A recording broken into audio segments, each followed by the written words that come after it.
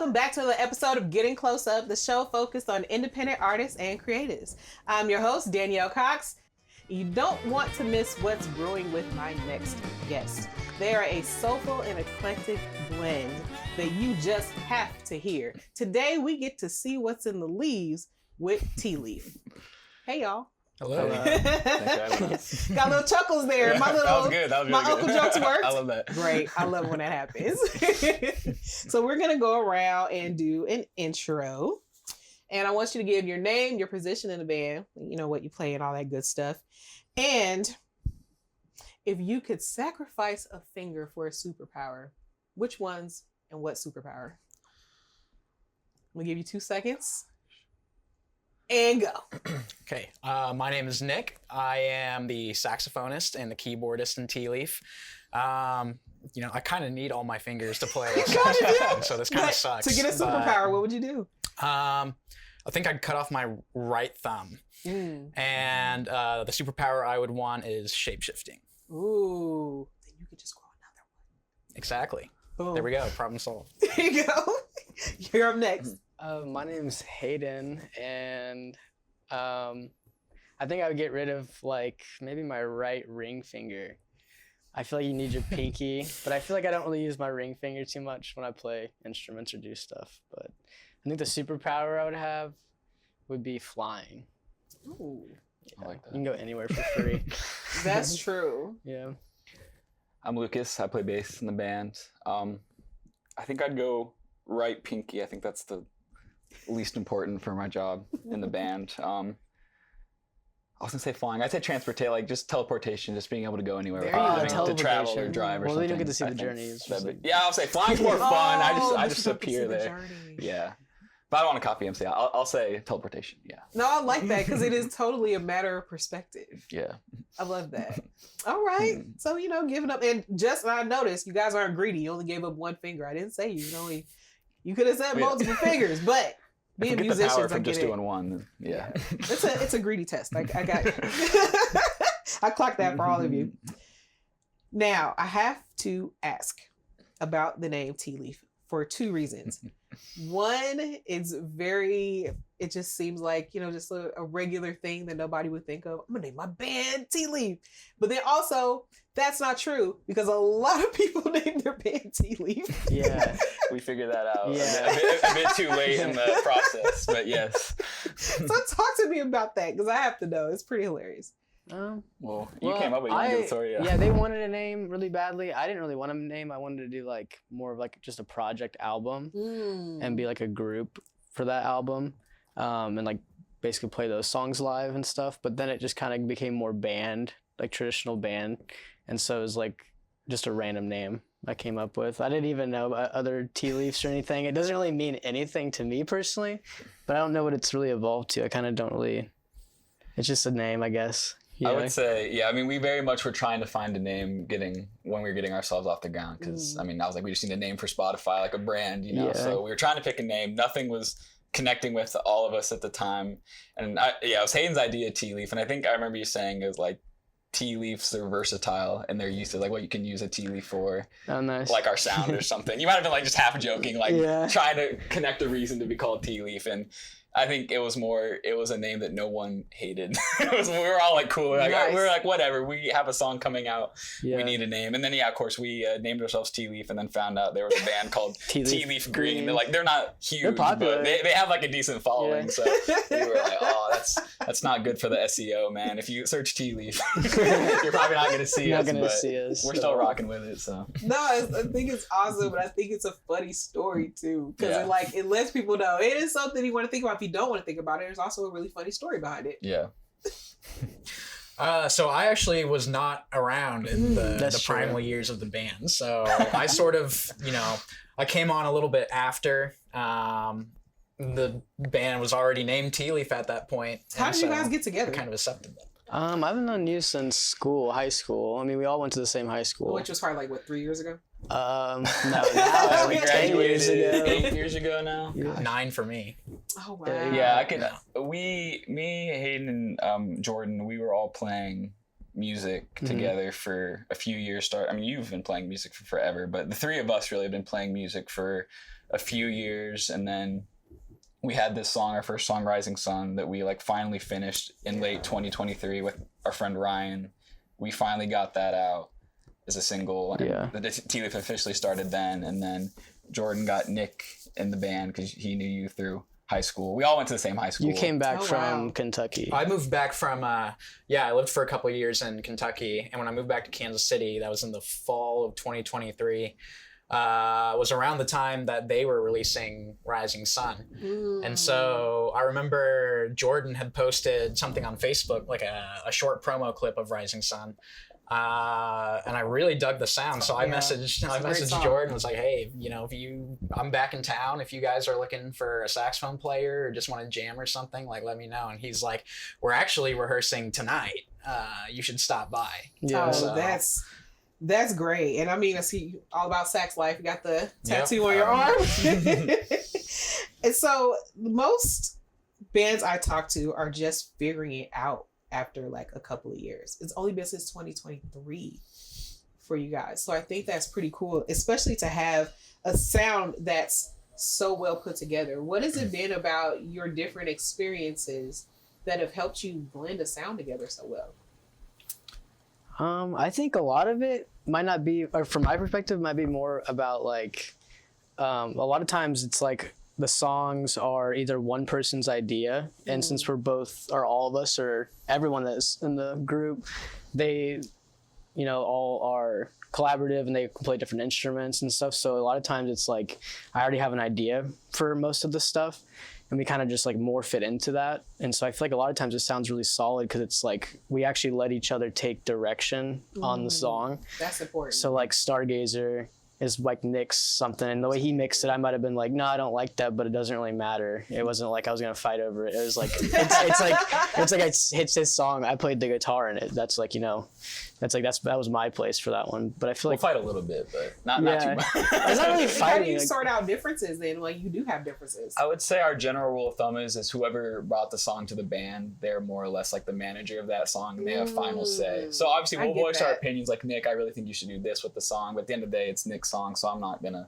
push him on that. So that's kind of our general rule. But overall, to Hayden's point, I'd say we're very collaborative in our approach to writing music. And the other big thing I'd say that kind of contributes to, I know you mentioned like our sound being eclectic. I think we all just have such different musical influences. Like, we listen to such different music. Like, Nick, you were trained in jazz. Like, you love jazz music. I don't listen to jazz at all, but like I'm very big on, I guess, like modern kind of indie kind of music. You listen to a lot of older music. So whenever we come together and write a song, it is like, or work together to build a song, it's like such different influences coming together. So you'll get songs that I think kind of have that really eclectic sound to it. So it does. And I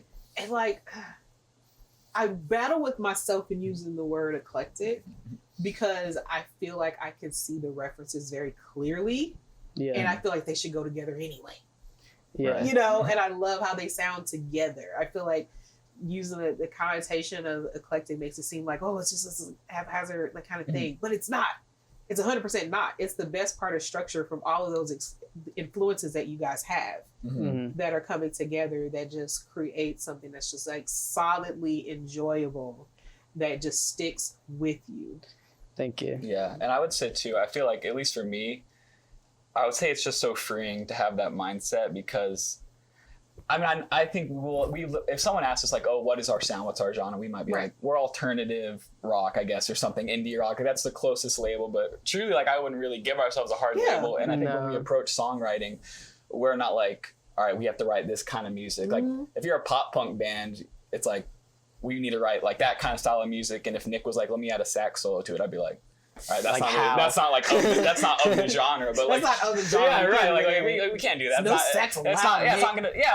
So like, sometimes I think artists kind of have to maybe pigeonhole themselves a bit if they're like really into a certain genre. But for us, it's like, we will write truly like just whatever we want. Like, Stargazer is so different from Do You Understand or whatever. Like, and it's like, for us, we never even think about it. We're never like, is Stargazer too different, or is like Smooth Funk? Like, we just write whatever we want to write. And it's like best possible song that we're making right now. Yeah, exactly. it's funny because it's like almost there's a kind of like it's like a lot of self-indulgence, doing things just because it's like, oh, I love the way that guitar sounds on that track, so I just want that sound. It's not that I want it to be recognizable. I want the homage to be like about how it was recorded and put it together and how it sits in the song, because they're popular for a reason and they feel good for a reason. They sound good for a reason. So there's no reason to like not take from that. Not lean into that. Yeah, just it's lean like, into oh, it. I kind of like want it to be fuzzy, but it's like, but this is a little more cleaner for that kind of style. I hear someone playing it differently.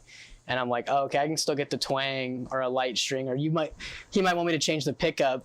And so like, I'll change the pickup to a pickup I never really like to use, but I'll make it crunchier or something, or add an effect to it or something, just to satisfy my indulgent and how I want it to sound. You know, it's not really, so I feel like when we're recording, it's kind of like, we are so hyper focused on the track and not like how it's sitting the last 3 songs we've done.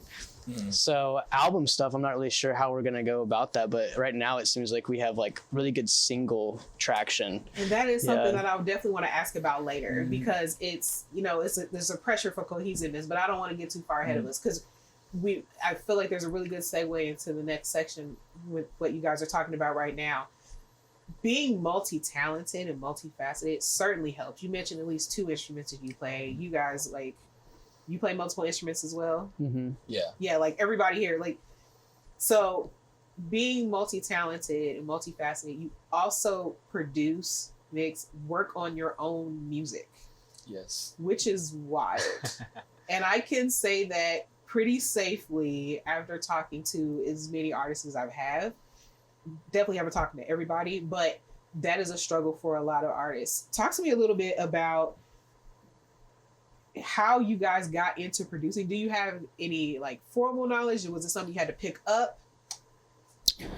Everything sounds super slick. Like, I just want to say that. For us personally, I mean, I guess for me and Hayden, I should say, we definitely did not have any sort of formal mixing, producing training. It was, and especially on our first album, which, I mean, all our music is self-produced, but that was really like our first time jumping into recording and producing our own music. It was very much like trial by fire. I mean, that essentially that whole album was, or like 90% of it was recorded on my iPad. Yeah. Through like a really through a really cheap iRig interface. So it was really like the cheapest gear. The SM57. Yeah, like these really cheap standard mics on everything. Yeah. And I would just say, yeah, it is a challenge. I think we'd all agree it is probably the biggest challenge in this band so far. Like, writing the music overall is like easy and fun. It comes easy. It's producing it, recording it, getting it just the way you want. That is the challenge. I mean, it's a challenge for anyone, but especially, you know, some people that are amateurs at it.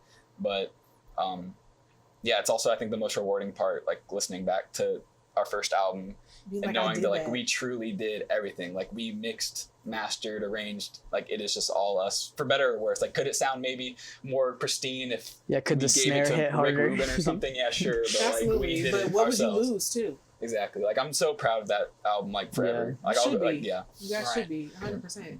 Now, out of all the different jobs that it takes to produce your music, your own music, do you guys divvy up certain things? Is there certain things that you discover that you're better at or enjoy more than other parts of it? I feel like the first thing I think of is that he gets the blunt end of using the computer.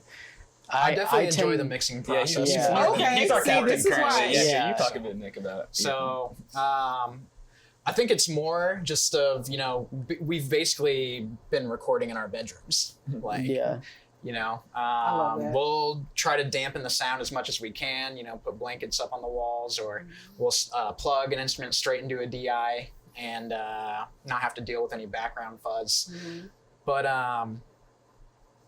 no, I grew up using Ableton a lot, so you know, just making simple lo-fi beats on my laptop. Okay, so that's what you were doing with it. Okay. Yeah.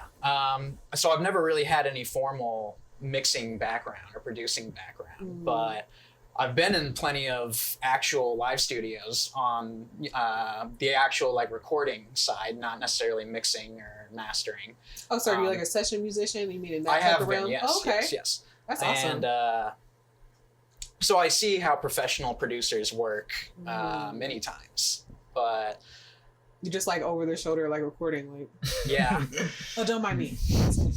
Quite honestly, I mean, there's so much equipment that I just really want to drop a huge chunk of money on right now. But it's just like always. That's the other funny thing. Wish list. This post it with all the wish lists. It never ends. Put it on my Christmas list.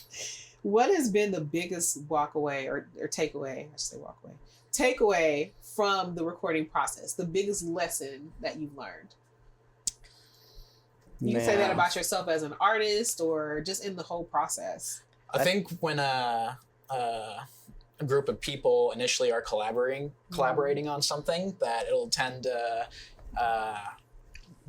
be a little harsh. I don't know. We definitely, like when I think Stargazer was actually the first song that we were like, working together. Yeah, at least us three three of us were mostly, working together. And there was definitely a lot of conflict around how the song should sound, and maybe a lot of time spent on things that it didn't need to be spent on. But I think just learning how each other has learned the process of mixing in the past. Like I've learned basically on my own. Hayden's learned on his own. Lucas has learned on his own. None of us have had any real like formal training. And so that's so crazy. I've found actually that, we've been recording even more since Stargazer, Who Do You Love? We're working on a new project right now. Yeah, we just, and it'll be out by the time this airs. We should say. But we really ran into no hiccups recording this last song that we're about to release. I mean, we got it done fairly quickly. It was like 4 sessions. Yeah, and I think I recorded the bass tracks, like the drums and the bass and the guitar in like 1 day or 2 days. Yeah, and the mixing was a lot. It's like 4 days easier for us too. So I mean, we've recorded 3 songs so far, like just kind of as a trio, and I'd say the process has definitely gotten easier. I think we've just all adapted to each other a little bit. Yeah, that's important because not only have you adapted to each other and knowing I know his ear is going to pick up on this, and this is kind of like what he likes to hear, but you also knew the intention of what they were playing at the time, and you knew the intention of what was written and how to put it together. So you kind of already are informed in ways that you might have to just translate over to a producer if it was somebody else. Like you guys have that information already. Yeah. I think that's it's showing up is really, really helpful. We are fans. You saw T, he had on the shirt. Mm-hmm. We first saw you guys at the Rhino. Yep. And that was crazy because I didn't know what to expect. Had not heard of you guys before. And we were just really blown away. And what's funny is like the sound guy even behind us. And it was one song, I turned around, I was like, why do I hear tambourine? He was back there fully with a tambourine, just jamming. Like, nice. Like, how many other instruments do you have back there? That's awesome.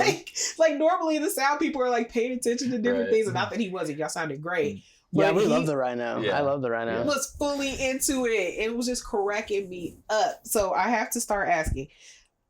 First of all, what is your favorite song that you guys have done? Each of you.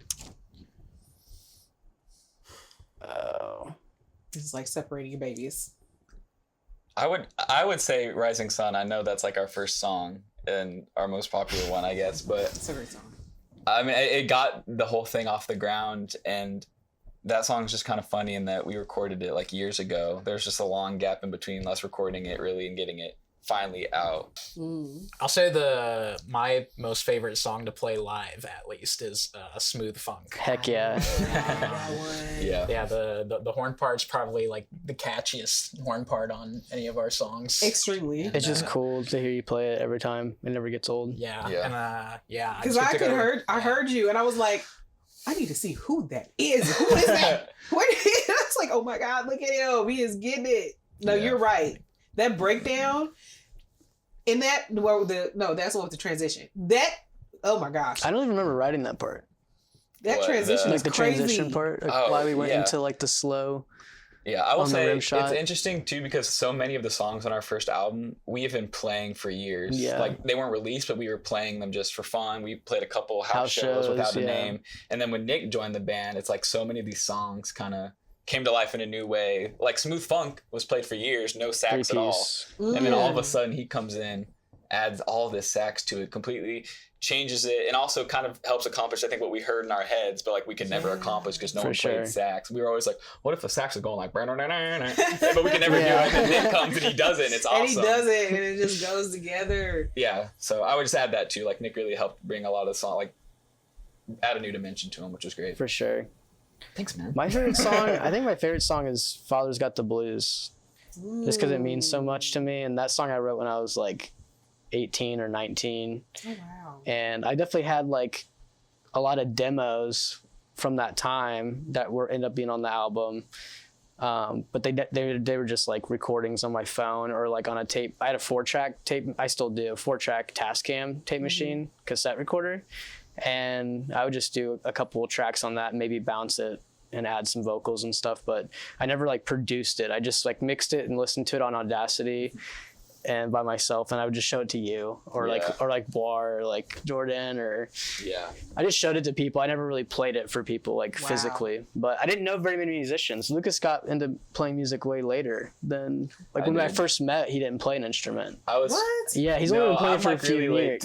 Yeah, he's crazy. I'd say, I mean, yeah, I was friends with Hayden for years before I really like seriously picked up an instrument. And honestly, I mean, Hayden and Jordan really like inspired me to get into it, because I mean I would sit there, you know, I'd come over to you guys' house and they would just be jamming, and I really couldn't do anything. I just didn't play yet, and I was just I really want. I mean, I loved music. I just was like, I just need to pick it up and try and get to their level so I can play in a band with them. I don't even want to. I want to ask about the title of the connection between the song and the title of Kamui, because I mean, like. Anime fans? Right? Yeah, for sure. Okay, yeah. All right. Yeah. So I know what I see when I'm listening to that. I see like a chase through portals. I see like all kinds of Dragon stuff. Ball fight. Yeah, like, okay. In the air. Because I was like, I need to know what if the connection is what I think it is. Yeah. And B, what is it that was going on when you guys were putting that song together? That song was a practice song. That is another one of those songs that was like a we warm-up song. Had been playing for years without sax, and was truly just like a warm-up song. It was just pure instrumental to beef up the set list or something. Yeah, and then of course Nick joins the band. He just adds this like crazy sax solo over it, which is awesome, because I feel like without it, it's like a pretty straightforward, like just kind of indie kind of track, you know. Yeah, it's just like a rock track, and then it's like when he does it, it's like Speed Racer or Tron or something. Yeah, it's like when C got on that's it. the space-time ninja. Sounds like a Mario Kart soundtrack. There's the space-time ninja. And Kamui is just the name Kamui is funny, because we played a couple shows years ago without like having anything out, without being an official band, and we were like, let's call ourselves Kamui for this show, because like we need a name. So I remember our first ever show in Nebraska, they called us Kamui, and that was I just finished watching Shippuden. Yeah, it was really yeah. Like that'd be cool if that was your band, then y'all can get some contacts in for you guys. You can just have that in there. We could wear headbands. We could just wear headbands. Or you could do headbands, because the contacts would be very irritating. So you do most of the writing. You did Walk Straight? Yes. Oh yes. Okay, I'm sorry. I have to know the background to that song. We didn't have lyrics. We wrote it in his sunroom. No, yeah, I remember you wrote like the chord progression to it. I had a Ford Ranger, and I was driving that to work, and I do like construction, like residential construction, remodeling and stuff. So I was like just in my little work truck, and I don't even remember what highway it is. It's going south like to Kansas, and it says on the top, it says like, thank God. Because I think at the time they were about to vote on the abortion laws or something. I don't know what it was, but it just said "Thank God," like THINK. And I just wrote the song from there. So it was like, gotta thank God. Are you really there? That's right. That's Rising Sun. Like Walk Straight was God's Not Trying to Kill You. Yeah, that's not the right song. I was thinking of Rising Sun. I will say that it's interesting because both the first two tracks on our album kind of have some religious imagery. That's what I was about to say. It was more like trying to like trick the kids into listening to a Christian song, because it really is like that's because I'm like really spiritual, and so I want people to be more open to spiritual stuff and not just like see it from the outside and like not listen. After catching those couple like, there's nothing wrong talking about Jesus. No, there isn't. And it's like I'm not Christian, but that was just kind of like kind of comes out of you. It's a lot more soulful feeling, even the words that revolve around stuff like that. It is. And it's like just kind of, you know, cliches, but it's like okay to write that for that. So I don't know. It kind of just and fit. there's a deeper thing behind it because it makes you start thinking that way. Yeah. So I'm gonna change gears a little bit. Like, so, because there's a business side to all of this as well, especially when it comes to, you know, gigs and, you know, financing things, payment. Like, how do you guys work that out? We have a fund, a tea leaf fund. So whenever we get paid from a show, we really try to, as much as we can, just pool it all towards the fund. And I manage the fund, but we have money set aside that's just tea leaf money that we use to, you know. Yeah, we print T-shirts. Yeah, so we hand print, or Hayden does. Yeah, we hand print all our merch. So we like. Oh, okay. Yeah, so we like to use the fund to fund the merch, fund maybe buying equipment if we need to buy like a cable or something. Yeah, for sure. Like, I mean, even just now I took out money to get a mixer and I just slowly paying it back because it's like we're not really even doing anything right now. So it's kind of just like for the band. It's not like I'm getting like my truck tagged or something. But it's like, it's definitely like we all trust each other. There's no, I don't even think twice. Also, I don't really mind. I don't really think about it. A lot of times the money, I feel like 90% of the time we just give it all to the fund. I very rarely have ever cashed out from like a show or from shirts or anything. Yeah, just at the end of the day, it's like it's for fun. Like playing the shows. Like I'm not playing a show at the Rhino to like pay my bills. Like I have a full-time job, so it's like if I make $50 from the Rhino, I'm not trying to take that myself. I want to put it towards the fund so we can reinvest it back in ourselves. Yeah, I'll just spend it. You know, I'm bad with money. Yeah. So I'm like, guys, please, if you can, just let me keep your cut, and we'll put it all towards the band, and it'll help us later. It'll just feed into everything. So as far as performing and going around to different places, do you have plans on like touring or strategy or thoughts about that? Like, where are you guys at as far we'll as... tour probably next year. Yeah, Japan, America. Yeah, I think right now we kind of like just want to take a little step back and lock in on recording. And you know, we have so many songs that the public hasn't heard yet because we just like haven't really had the time to sit down and, you know, get them out there. So these answers explain why you guys work together so well, and I absolutely love that. And I know people are going to want to keep up with you, so why don't you go ahead and let them see what's next for Tea Leaf. Yeah, we are working on a lot of music right now, so we should have plenty of new music out by the time you're seeing this. So and I can tell them for sure they definitely will find something that they love, because I 100% have, and I've enjoyed this conversation with you guys. And there's one more thing left to do, and that is have you guys sign our Wall of Fame that we do now, and you'll get to that while I work on my closing and letting everybody know where they can keep up with us. Cool. Sounds great. All right, so get to it. Get on that Wall of Fame. And while they're doing that, thanks again to Tea Leaf for joining me today. The links that they gave will be down in the description box below. Make sure you check them out. You don't want to miss that opportunity. They're definitely worth it. You guys are the best part of all this. I'll see you again soon for another close-up. I'll be checking for you. Bye.